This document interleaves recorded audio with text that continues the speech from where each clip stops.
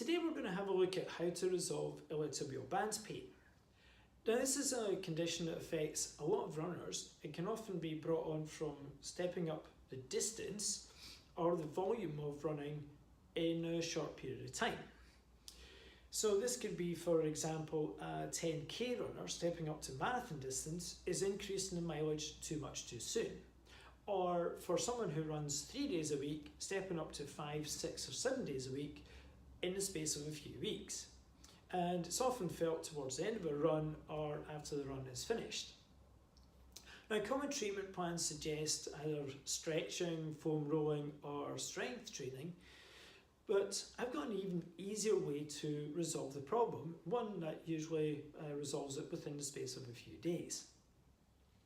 Okay, so if we look at the traditional methods suggested, is stretching is one that's completely ineffective because actually you can't stretch the iliotibial band, and what you're stretching is one of the other muscles around it.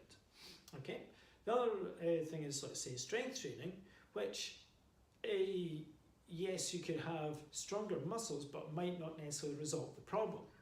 In fact, who's to say that the muscles are weak in the first place? And the other one is like foam rolling.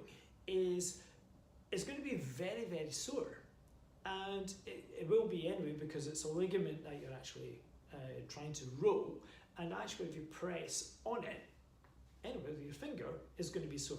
So the exercise I've got isn't sore at all. I feel a little bit stiff, but it will get results. Let's have a look. When I'm working with somebody with iliotibial band pain, what I tend to see is that the foot on the injured side tends to be pointing out to one side. Now, this can be from a habit created either during the day at work or from driving or something else, okay?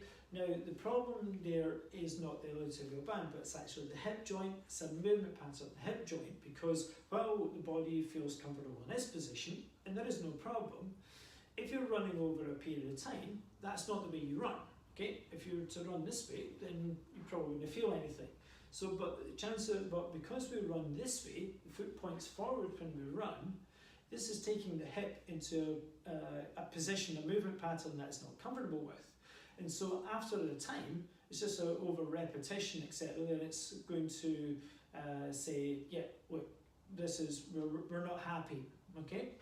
So the easiest way to resolve it is trying to create the movement pattern, change the movement pattern, the hip joint.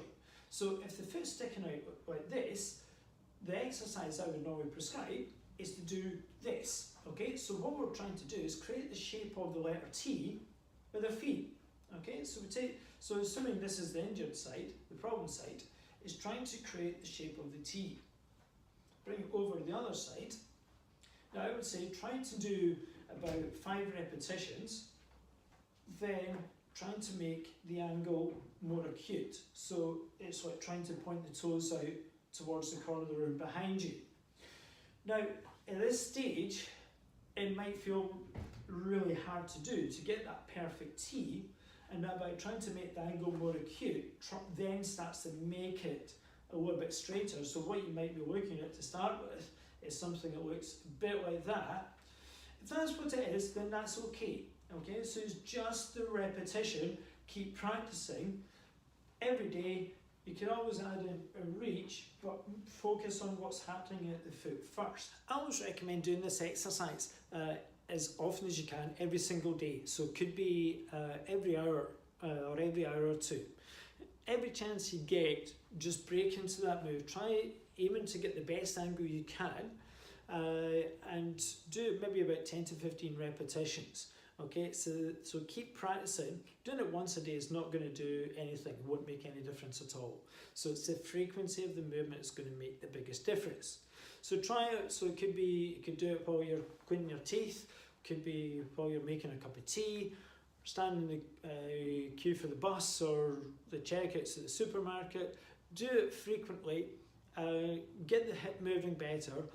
Rest for a couple of days, then go try a run again after 2 or 3 days and see how you get on. Okay? Try it, let me know how you get on. Any comments, any questions, just pop them in the comments box below, and thank you for watching.